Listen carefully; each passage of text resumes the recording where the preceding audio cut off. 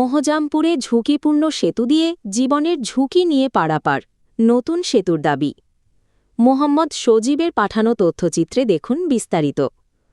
নারায়ণগঞ্জের সোনারগাঁও উপজেলার নোয়াগাঁওকে জামপুর ইউনিয়ন সহ কয়েকটি ইউনিয়নকে সংযুক্ত করতে ব্রহ্মপুত্র নদীর ওপর প্রায় ৩৫ বছর আগে নির্মাণ করা হয় এই সেতুটি। বর্তমানে সেতুটি ঝুঁকিপূর্ণ অবস্থায় থাকলেও প্রতিদিন জীবনের ঝুঁকি নিয়ে পারাপার করছেন হাজারো মানুষ। স্থানীয়দের অভিযোগ, সেতুটি ভারী যানবাহন চলাচলের উপযোগী নয়। তারপরও ৮ থেকে ১০টি কোম্পানির ভারী যানবাহন নিয়মিত এই সেতু ব্যবহার করছে।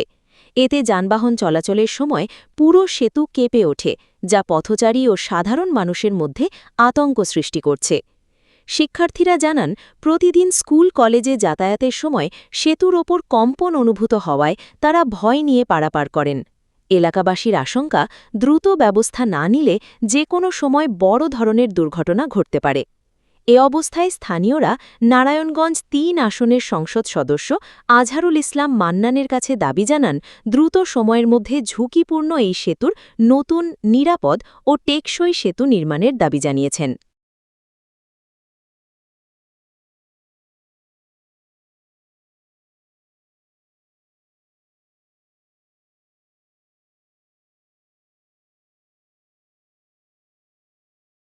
ব্রিজটা তৈরি হয়েছে আমরা ছোট গাড়ির জন্য। যে বড় বড় যে গাড়ি অনেক ওজনের গাড়ি, এই গাড়ি কোন সময় ভাঙ্গা লইয়া ব্রিজ পড়া জায়গা এটা ঠিক নাই। এখন আমরা নতুন একটা ব্রিজ চাই। মহজুমপুরের ব্রিজটা অনেক ঝুঁকিপূর্ণ। বড় যানবাহন বড় গাড়ি আইলে আমাকে ভয় করে, ব্রিজটা কাঁপে। এমপি সাহেবের কাছে আমগো আকুল আবেদন, আমগো ব্রিজটাতে ইয়া করে দেয়, নতুন করে ব্রিজটা যেন করে দেয়। ওঠে বড় কোনো গাড়ি উঠলে আমরা ভয় পাই। এই ব্রিজটা ঝুঁকিপূর্ণ। এই ব্রিজটা করার জন্য আমরা বাংলাদেশ সরকারের কাছে আবেদন জানাই, ব্রিজটা যেন ঠিক চালাই হইয়া যায়।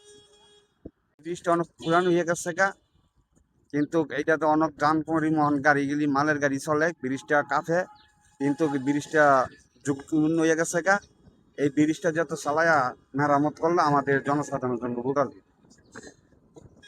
এমপি সাহেবের আমরা আমাদের সোনারগাঁও এমপি আজহারুল ইসলাম মান্নান ভাইকে আমরা বিনোদন অনুরোধ করব, আপনি সরকারিভাবে ব্রিজটা যত চালায় বরাদ্দ দিয়ে ব্রিজটা করতে পারেন, আমাদের দেশের উপকার।